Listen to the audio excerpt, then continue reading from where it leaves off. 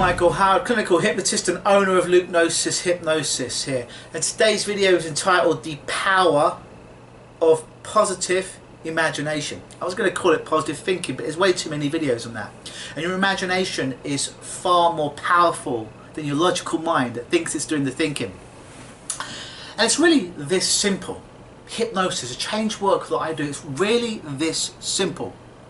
Somebody comes in and they're imagining something, and they're always imagining the problem, because when they're coming into my office, the problem's not there. If they're getting over heartbreak, their partner is not in the office with me. If they're dealing with some kind of panic attack every time they're in front of large groups of people, they're not there, but they can feel it when they're in my office.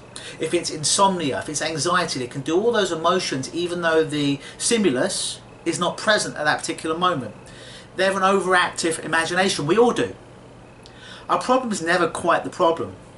What happens is a trigger happens in our life at some point. An event will happen. Probably when we're younger. It can be later on in life. And it may just happen one time. But we start to ruminate it, going over and over again, and we start to bring that past and all those negative emotions into the now and pollinate our future, or toxify our future, if we will. So really what hypnosis is, and change work, is essentially when people come to see me, they're imagining something, they're catastrophizing something, they're imagining something going horribly wrong, and they're feeling bad about it.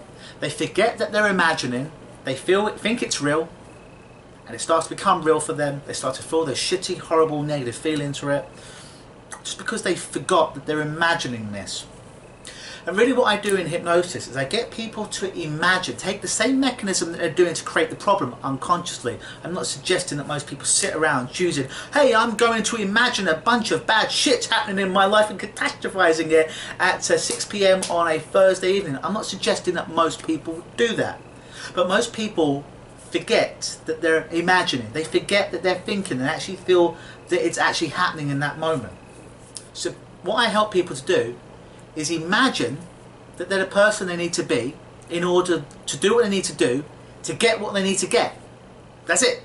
It's not about positive thinking. It's about imagining who you would need to be to do what you need to do, to get what you need to get, to have what you need to have, to be who you want to be. It all comes back to being that. It's essentially hijacking that mechanism that they've been using, that you've been using, that I've been using for years and years and years, to keep us stuck, and using the same mechanism, rather than it be the problem itself, to turn it on its head, so to speak, so that problem then starts to become the solution. So they habitually start to imagine being the person they need to be in order to do the things they need to do, to have what they need to have, to be who they want to be, to a point where it becomes non-volition. They don't feel that they're doing it deliberately, with volition, with conscious effort, to the point where they forget they're imagining and it just becomes their new normal.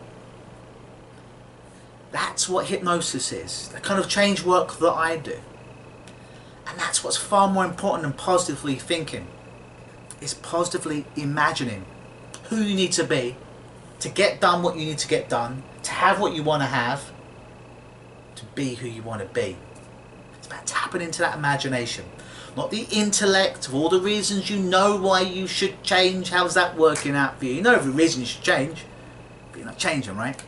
Because you need to imagine being that person that you need to be to overcome that issue, to have what you need to have, to do what you need to do. Do it with a sense of non-volition, to a point where you forget that you're imagining and it becomes your reality. Because that's what you've been doing to the problem, with your problem up until that point. Again, we're just turning it on its head and utilising that same mechanism, but for good, to take you where you need to go. This is what I call positive imagination. I've been Luke Michael Howard. Hopefully you've enjoyed this video. As always, please like the video, share the video, make comments underneath, because it inspires me to put more content out there to help you. Always believe.